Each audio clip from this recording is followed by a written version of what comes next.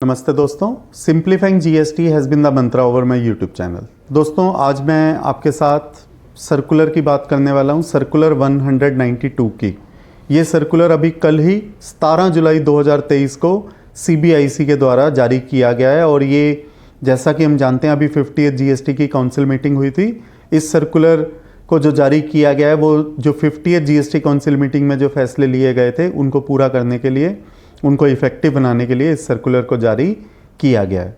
इस सर्कुलर 192 में ये लिखा गया है कि जो व्यक्ति अगर कोई आईजीएसटी का क्रेडिट रोंगली अवेल और यूटिलाइज कर लेता है तो उसके लिए इंटरेस्ट की कैलकुलेशन कैसे की जाएगी यदि उसके सीजीएसटी और एसजीएसटी के क्रेडिट लेजर में भी बैलेंस पड़ा हुआ है। दोस्तों, एक रूल 88 कैपिटल बी है जो कि ये बताता है कि इंटरेस्ट कैसे कैलकुलेट किया जाएगा डिलेड पेमेंट के केसेस में। अब यदि किसी व्यक्ति ने सपोज कीजिए अपना आईजीएसटी का क्रेडिट लेजर रोंगली अवेल और यूटिलाइज कर लिया है तो ऑफ कोर्स अगर उसने रोंगली यूज अवेल और यूटिलाइज किया तो he was not entitled to do that. But assume कीजिए कि उसके सीजीएसटी क्रेडिट लेजर और एसजीएसटी क्रेडिट लेजर में भी कुछ बैलेंस पड़ा हुआ है। तो अगर उसने ये आईजीएसटी वाला क्रेडिट लेजर रोंगली अवेल या यूटिलाइज नहीं किया होता तो वो सीजीएसटी या एसजीएसटी वाला भी क्रेडिट लेजर यूटिलाइज कर सकता था आईजीएसटी की पेमेंट को करने के लिए। इसलिए इंटरेस्ट कैलकुलेट करते वक्त सिर्फ आईजीएसटी का बैलेंस ही नहीं, एसजीएसटी और सीजीएसटी उन दोनों के क्रेडिट लेजर को के बैलेंसेस को भी देखा जाएगा। उस तीनों को टोटल करके जो बैलेंस बनेगा, यदि इन तीनों का सम टोटल ग्रेटर है आईजीएसटी का रोंगली अवेल यूटिलाइज्ड और अवेल और यूटिलाइज्ड बैलेंस है तो कोई इंटरेस्ट चार्ज नहीं किया जाएगा। मैं आपको इस एग्जांपल से समझाता हूं। सपोज कीजिए मैं किसी व्यक्ति से गुड्स खरीदता हूं और उनकी ये शर्त है कि अगर आपका डेबिट बैलेंस होगा तो वो मुझसे इंटरेस्ट चार्ज करेंगे और उनकी किताबों में मेरे प्रति जो डेबिट बैलेंस आ रहा है वो 3 लाख रुपए आ रहा है। But at the same time मैं उस कंपनी से, उस पार्टी से 5 लाख रुपए मैंने लेने भी हैं और उसने 2 लेजर मेंटेन किए हुए हैं, एक 3 लाख रुपए का डेबिट बैलेंस और एक 5 लाख रुपए का क्रेडिट बैलेंस। तो इफेक्टिवली अगर देखा जाए तो 2 लाख रुपए का क्रेडिट बैलेंस है तो इंटरेस्ट चार्ज नहीं होना चाहिए सिर्फ इस बात पर कि 3 लाख रुपए का डेबिट बैलेंस हो चुका है। उसी तरह से अगर किसी व्यक्ति ने आईजीएसटी का क्रेडिट रोंगली अवेल और यूटिलाइज कर भी लिया बट उसका सम टोटल आईजीएसटी का क्रेडिट लेजर, एसजीएसटी का क्रेडिट लेजर और सीजीएसटी का क्रेडिट लेजर, अगर इन तीनों का सम टोटल आईजीएसटी के उस रोंगली अवेल और यूटिलाइज क्रेडिट से ज़्यादा है तो कोई इंटरेस्ट चार्ज नहीं किया जाएगा और अगर बैलेंस कम है तो इंटरेस्ट सिर्फ शॉर्टफॉल की फिगर पर किया जाएगा। यह सर्कुलर 192 है। इसी सर्कुलर में एक और क्वेश्चन को भी आंसर किया गया है कि क्या इंटरेस्ट कैलकुलेट करते वक्त अगर किसी के कंपनसेशन सेस के अंदर भी क्रेडिट बैलेंस पड़ा हुआ है तो क्या उसको भी कंसीडर करना चाहिए इंटरेस्ट कैलकुलेट करते वक्त? मींस क्या उसका भी बेनिफिट, जैसे हम सीजीएसटी और एसजीएसटी का क्रेडिट लेजर को आईजीएसटी के क्रेडिट लेजर में ऐड कर रहे थे तो क्या इसको भी ऐड करना चाहिए? तो इसका सवाल इसका जवाब सीधा सीधा यही है, क्योंकि हम कंपनसेशन सेस के अंदर अगर कोई क्रेडिट बैलेंस पड़ा हो तो वो सिर्फ सेस के लाइबिलिटी के अगेंस्ट ही यूटिलाइज किया जा सकता है, वो आईजीएसटी की लाइबिलिटी के अगेंस्ट यूटिलाइज नहीं किया जा सकता। तो अगर यूटिलाइज नहीं किया जा सकता तो उसको सम टोटल में लेने का कोई सवाल ही उत्पन्न नहीं होता। इसलिए जब आईजीएसटी का रोंगली अवेल और यूटिलाइज के लिए इंटरेस्ट की कैलकुलेशन करनी पड़ेगी तो सिर्फ आईजीएसटी, सीजीएसटी और एसजीएसटी, सिर्फ उन्हीं तीनों के क्रेडिट लेजर के बैलेंसेस को टोटल किया जाएगा। दोस्तों, आज मैं आपके साथ डिस्कस करने वाला हूं सर्कुलर नंबर 193, सर्कुलर नंबर 193। ये जारी किया गया सीबीआईसी के द्वारा 17 जुलाई 2023 को और ये जारी किया गया जो 50th जीएसटी काउंसिल मीटिंग में जो फैसले लिए गए उनको प्रभाव देने के लिए, उनको इफेक्ट में लाने के लिए इस सर्कुलर को जारी किया गया।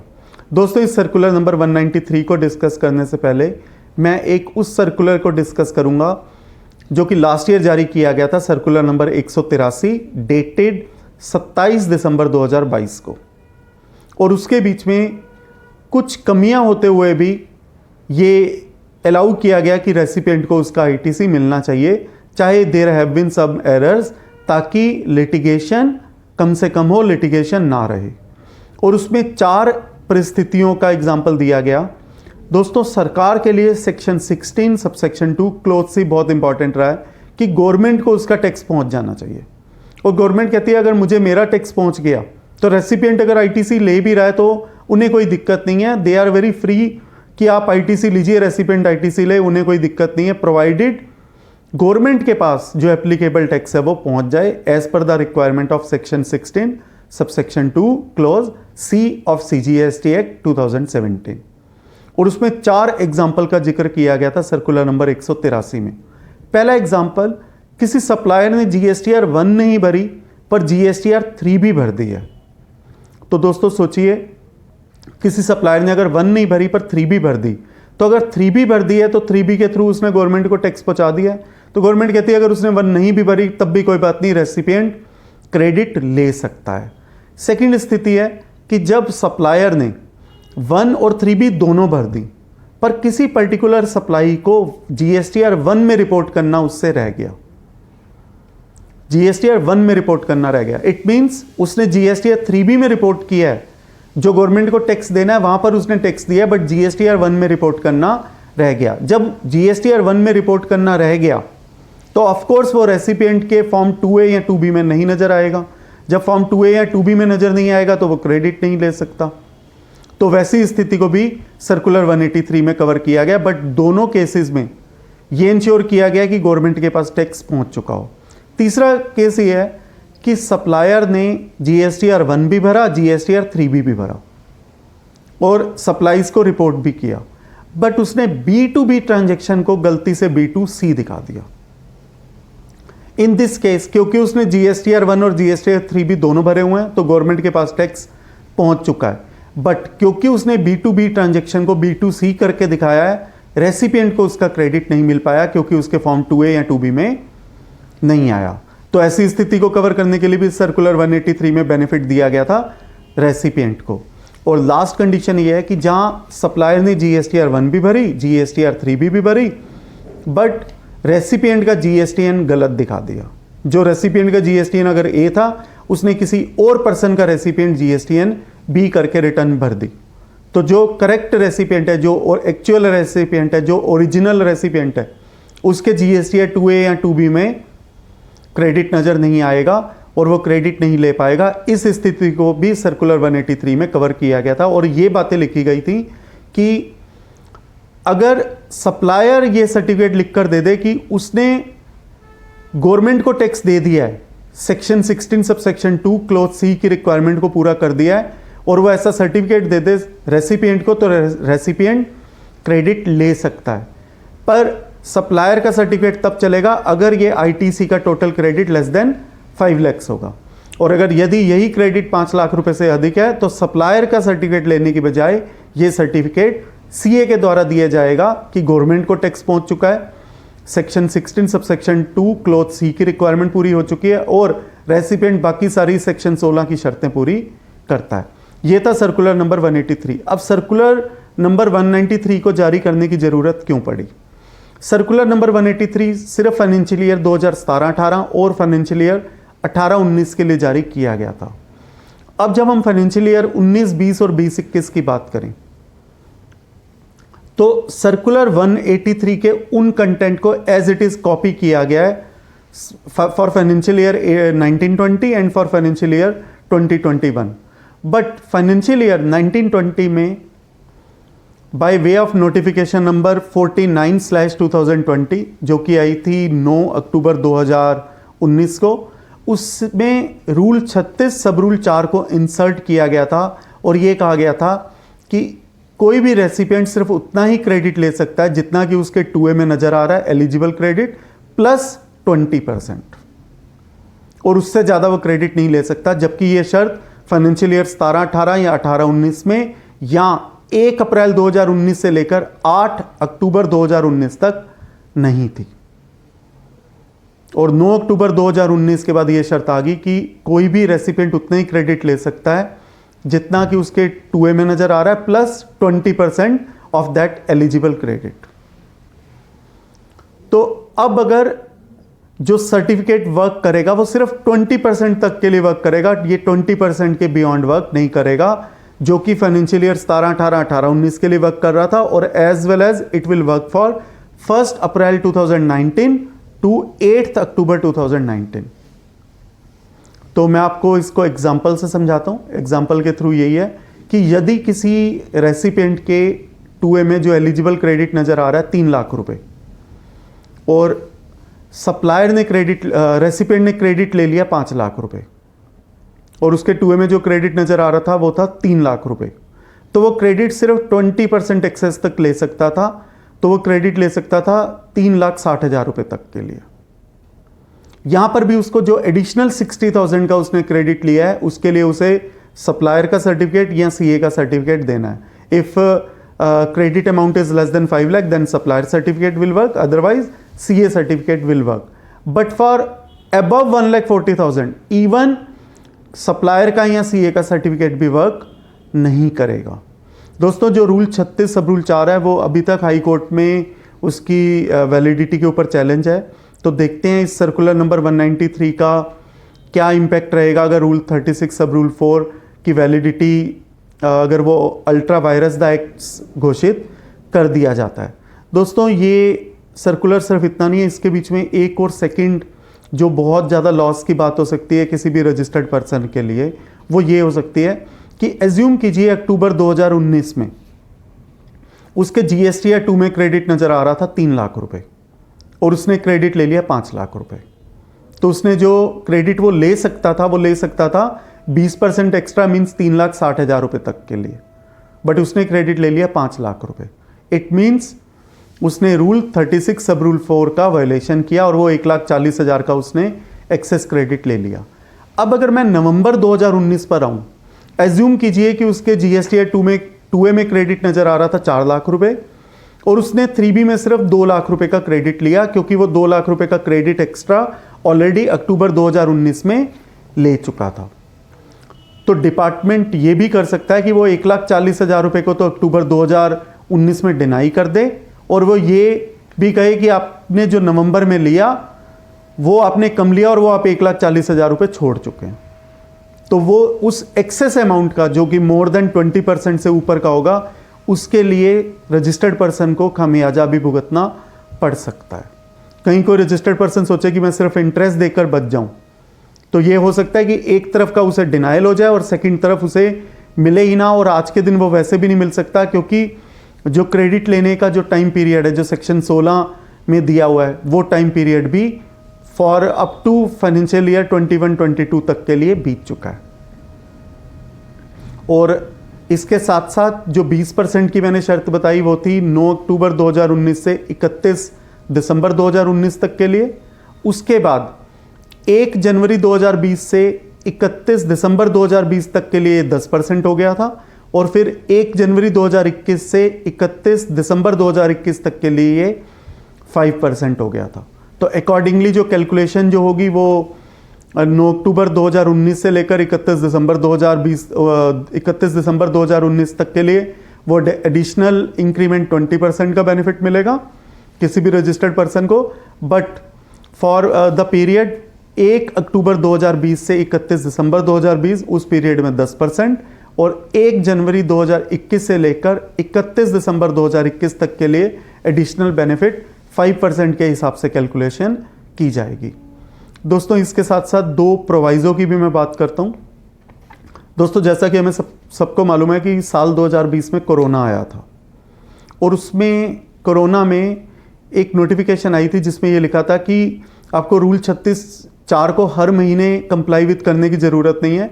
आप एक कम्युलेटिव पीरियड फरवरी 2020 से लेकर अगस्त 2020 तक के लिए कम्युलेटिवली एक साथ हम उसको कंसीडर कर लेंगे। गवर्नमेंट ने ऐसा कहा था, हम बीच में इंटरवेनिंग की फरवरी मार्च को 1 to 1 कंपेयर नहीं करेंगे। तो इट मीन्स जो 10% का ब्लॉक है for financial year for the period 1 जनवरी 2020 से 31 दिसंबर 2020, उसके बीच में भी 7 महीने का जो पीरियड है फरवरी 2020 से अगस्त 2020, उसको एक सिंगल यूनिट मानते हुए 10% को से चेक किया जाएगा, ना कि मंथ टू मंथ बेसिस पर। और उसी तरह से 1 जनवरी 2021 से लेकर 31 दिसंबर 2021 के बीच में, क्योंकि 2021 में भी कोरोना की सेकेंड वेव आई थी, उसमें भी 3 महीने का कम्युलेटिव पीरियड अलाउ किया गया था, अप्रैल 2021 से लेकर जून 2021। तो उसमें 5% के हिसाब से, और अप्रैल 2021, मई 2021 और जून 2021, उसको 3 सेपरेट मंथ ना मानते हुए उसको एक सिंगल यूनिट मानते हुए उस हिसाब से डिपार्टमेंट कैलकुलेट करेगा। तो डिपार्टमेंट के पास भी काम काफ़ी बढ़ गया है कि वो भी कैलकुलेट करेंगे। और बाकी ये सर्कुलर कितना प्रभावी रह पाता है इन द वेक ऑफ कि रूल 36 सब रूल 4 अभी तक उसकी वैलिडिटी चैलेंज है। और ये इसलिए चैलेंज थी क्योंकि सेक्शन 16 में इसके बारे में कोई जिक्र नहीं था, और ये सिर्फ जो आया था कि आप 2A के बेसिस पर क्रेडिट लीजिए, वो सिर्फ रूल 36(4) में लिखा हुआ था। बट फ्रॉम द डेट 1 जनवरी 2022, उसके बाद सेक्शन 16 में ही परिवर्तन हो गया था। उसमें सीधा आ गया था कि अब आपके फॉर्म 2B में नज़र आएगा तभी आपको क्रेडिट मिलेगा। तो उसके बाद तो कोई कन्फ्यूज़न वाली बात नहीं है। बट पुराने पीरियड के लिए सेक्शन 19 ये सर्कुलर 193 के होते हुए भी लिटिगेशन को जन्म जरूर मिलेगा। दोस्तों, आज मैं आपके साथ डिस्कस करने वाला हूँ सर्कुलर नंबर 194। ये सर्कुलर 17 जुलाई 2023 को इशू किया गया है CBIC के द्वारा, और ये 50th काउंसिल मीटिंग के फैसलों को प्रभाव में देने के लिए इस सर्कुलर को जारी किया गया है। ये सर्कुलर संबंधित है open network for digital commerce के केसेस को कवर करने के लिए, जहां पर एक ही ट्रांजैक्शन में एक से ज़्यादा ई-कॉमर्स ऑपरेटर इन्वॉल्व हों। दोस्तों, जनरली कि अगर कोई बायर अपना ऑर्डर प्लेस करता है अमेजॉन पर, तो अमेजॉन उस जो ऑर्डर प्लेस हुआ होता है उसकी जानकारी सप्लायर को दे देता है रियल टाइम बेसिस पर, और फिर सप्लायर बायर को वो गुड्स भेज देता है। तो total there are 3 parties involved, but there is only 1 e-commerce operator involved. In that case, जब सप्लायर को फाइनली पैसे मिलने होते हैं, तो जब ई-कॉमर्स ऑपरेटर फाइनली पैसे देता है फाइनली सप्लायर को, तो वो TCS काट कर देता है as per the requirement of section 52। बट अगर एज्यूम कीजिए एक ही ट्रांजैक्शन के अंदर एक से ज़्यादा ई-कॉमर्स ऑपरेटर इन्वॉल्व हैं। मैं आपको इसको एक एग्जांपल से समझाता हूं। यदि सपोज कीजिए एक बायर है, बायर ऑर्डर प्लेस कर रहा है अपने बायर इंटरफेस ई-कॉमर्स ऑपरेटर पर, और बायर ई-कॉमर्स ऑपरेटर देन ये ऑर्डर पास ऑन कर रहा है सप्लायर की साइड वाले ई-कॉमर्स ऑपरेटर को, और फिर सप्लायर का ई-कॉमर्स ऑपरेटर फाइनली जो रियल टाइम बेसिस पर उस ऑर्डर को आगे पहुंचा रहा है सप्लायर के पास। तो there are 4 parties involved and there are 2 e-commerce operators involved. तो यहां पर प्रश्न ये उत्पन्न होता है कि इस केस में TCS कौन काटेगा, क्योंकि जब बायर अपना ऑर्डर देगा बायर की साइड वाले ई-कॉमर्स ऑपरेटर को, तो जो बायर जो है वो पेमेंट करेगा बायर वाले ई-कॉमर्स ऑपरेटर को। बायर वाला ई-कॉमर्स ऑपरेटर अपने चार्जेस काटकर बैलेंस दे देगा सप्लायर की साइड वाले ई-कॉमर्स ऑपरेटर को, और फिर फाइनली सप्लायर की साइड वाला ई-कॉमर्स ऑपरेटर फाइनली पेमेंट करेगा सप्लायर को। तो इस केस में जो TCS काटने का जो जिसके ऊपर रिस्पॉन्सिबिलिटी रहेगी, जिसके ऊपर जिम्मा रहेगा, वो सप्लायर की साइड वाला ई-कॉमर्स ऑपरेटर रहेगा, बायर की साइड वाला ई-कॉमर्स ऑपरेटर नहीं रहेगा। और इसी के साथ साथ एक केस ये भी है जहां पर सप्लायर की साइड वाला जो ई-कॉमर्स ऑपरेटर है वही सप्लायर है। एज्यूम कीजिए बायर ने कोई ऑर्डर प्लेस किया बायर की साइड वाले ई-कॉमर्स ऑपरेटर को, और बायर ने उस ऑर्डर को आगे पास कर दिया सप्लायर की साइड वाले ई-कॉमर्स ऑपरेटर को, और जो सप्लायर की साइड वाला ई-कॉमर्स ऑपरेटर है वही सप्लायर है। इन दैट केस फाइनली जो पेमेंट मिल रही है वो सप्लायर की साइड वाले ई-कॉमर्स ऑपरेटर को मिल रही है, और उसको जो पेमेंट मिल रही है वो बायर के ई-कॉमर्स ऑपरेटर की साइड की तरफ से मिल रही है। तो इन दैट केस जो बायर की साइड वाला ई-कॉमर्स ऑपरेटर होगा उसकी जिम्मेवारी होगी सप्लायर की साइड वाले ई-कॉमर्स ऑपरेटर का TCS काटने की। जो सप्लायर की साइड वाला ई-कॉमर्स ऑपरेटर है इस केस में वही सप्लायर है। अब ये बायर की साइड वाले ई कॉमर्स ऑपरेटर को कैसे पता चलेगा कि जो सप्लायर की साइड वाला ई कॉमर्स ऑपरेटर है, यदि वही सप्लायर है, इसके बारे में बायर को कैसे पता चलेगा? तो वो पता चलेगा कि अगर जीएसटी सप्लायर का और सप्लायर की साइड वाले ई कॉमर्स ऑपरेटर का, अगर दोनों का जीएसटी सेम है, दोनों का पैन नंबर सेम है, then he will get to know that he is working through the same supplier. Discuss करने वाला हूं आपके साथ सर्कुलर नंबर 195 जो कि जारी किया गया सीबीआईसी के द्वारा 17 जुलाई 2023 को, और ये 50 जीएसटी काउंसिल मीटिंग के एक फैसले को प्रभाव में लाने के लिए इस सर्कुलर को जारी किया गया है। दोस्तों, कभी कभी ऐसा होता है कि कोई मैन्युफैक्चरर होता है जो कि वारंटी देता है कि अगर अपने कस्टमर को कि अगर इतने पीरियड में अगर आपका कोई सामान ख़राब हो गया तो मैं पार्ट्स रिप्लेस कर दूंगा या उसको ठीक कर दूंगा। और जब वो कस्टमर अगर फ्यूचर में कभी उसका वो सामान या सर्विस वो ख़राब हो जाती है और होती है और वो ठीक करवाने के लिए या उस कमी को दूर करवाने के लिए मैन्युफैक्चरर के पास आता है और मैन्युफैक्चरर उसमें पार्ट्स लगाता है या सर्विस रेंडर करता है, रिपेयर सर्विसेज देता है। तो प्रश्न ये उठ रहा था कि क्या उस वक्त कोई जीएसटी मैन्युफैक्चरर को देना होगा इस सर्विस को प्रोवाइड करने के लिए? तो इसका आंसर ये है कि जब मैन्युफैक्चरर ने ओरिजिनली कोई गुड्स या सर्विस बेचे होंगे जिसके साथ वारंटी दी होगी कि जब अगर कभी फ्यूचर में आपको ये गुड्स वगैरह ख़राब हो तो आपको ये वारंटी फ्री में रहेगी, तो उस वक्त उसने ऑलरेडी इस बात का ध्यान रखा होगा कि फ्यूचर में मुझे कितना सर्विस देनी पड़ सकती है। इसका मतलब वो ऑलरेडी पहले ही पूरा का पूरा जीएसटी दे चुका है, क्योंकि वारंटी वाले पॉइंट को उसने सोचकर ये गुड्स को ओरिजिनल टाइम पर बेचा होगा। तो अब जब वो वारंटी वगैरह दे रहा है या वो पार्ट्स रिप्लेस कर रहा है और वो कोई पैसे कस्टमर से नहीं ले रहा, तो कोई जीएसटी देने की ज़रूरत नहीं है। बट यदि वारंटी देते वक्त या कोई पार्ट्स बदलते वक्त अब भी मैन्युफैक्चरर कस्टमर से कुछ पैसे चार्ज कर रहा है, कोई एडिशनल अमाउंट ले रहा है, तो उस एडिशनल अमाउंट के ऊपर मैन्युफैक्चरर को जीएसटी देना होगा। सेकंड प्रश्न ये उठता है कि क्या ऐसे केसेस में जब मैन्युफैक्चरर ने वारंटी के अंदर कुछ पार्ट्स लगाए और कस्टमर की शिकायत को दूर किया, तो क्या उन पार्ट्स के ऊपर क्या अब उसको आईटीसी रिवर्स करना पड़ेगा as per the requirement of section 17 subsection 5 clause H of CGST act? दोस्तों, जब कोई चीज़ फ्री में गिफ्ट में देता है तो उसको आईटीसी रिवर्स करना पड़ता है ब्लॉक क्रेडिट के सेक्शन 17 सबसेक्शन 5 एच की वजह से। बट यहाँ पर अगर ध्यान से देखा जाए तो मैन्युफैक्चरर कोई चीज़ फ्री नहीं दे रहा, उसने ऑलरेडी उसकी कॉस्ट को, उसके इम्पैक्ट को ऑलरेडी कंसीडर कर लिया होगा जब ओरिजिनली इस गुड को बेचा होगा कस्टमर को। तो अब क्योंकि ये गिफ्ट नहीं है तो section 17 subsection 5 clause H doesn't get invoked और कोई आईटीसी रिवर्स करने की ज़रूरत नहीं है।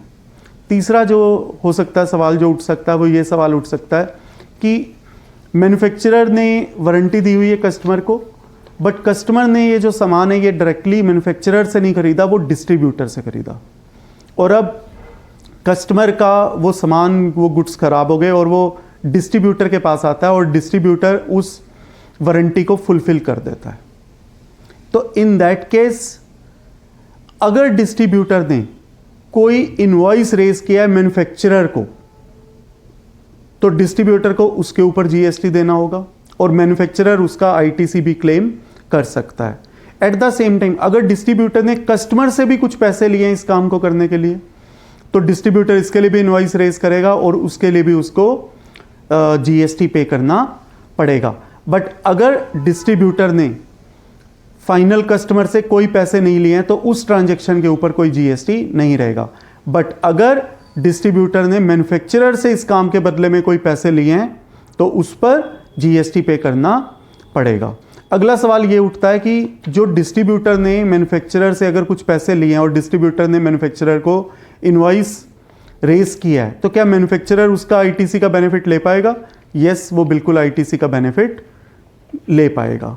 अगली बात ये भी हो सकती है कि कभी कभी डिस्ट्रीब्यूटर ने जो सामान ठीक किया हो कस्टमर का, वो हो सकता है कि उसने अपने ही गुड्स लगा दिए हों और उसने मैन्युफैक्चरर से कोई गुड्स रिसीव ना किए हों।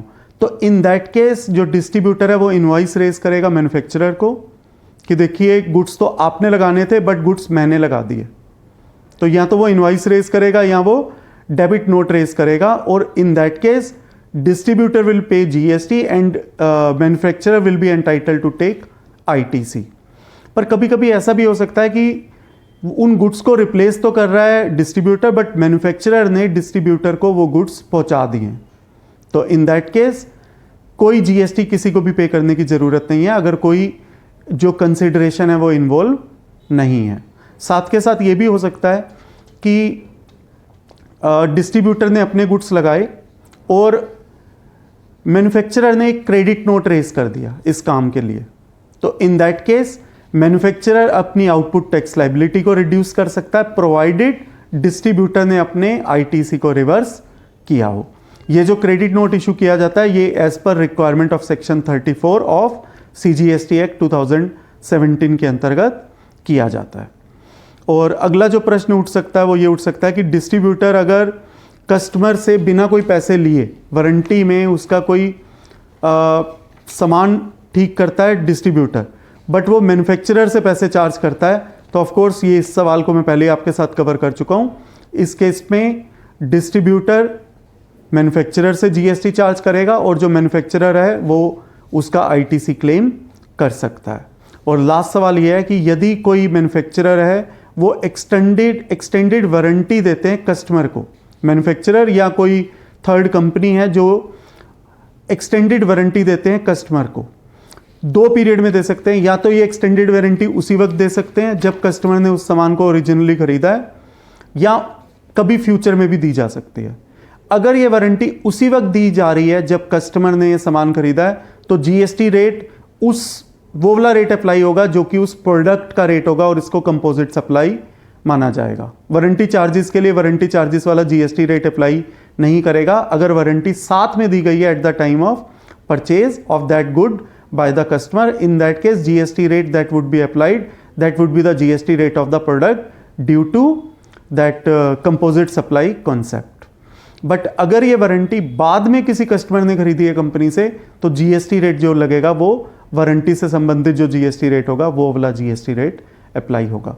दोस्तों मैं आज आपके साथ शेयर करने वाला हूँ सर्कुलर नंबर 196 जो कि जारी किया गया 50th जीएसटी काउंसिल मीटिंग होने के बाद उनके फैसलों को प्रभाव में लाने के लिए।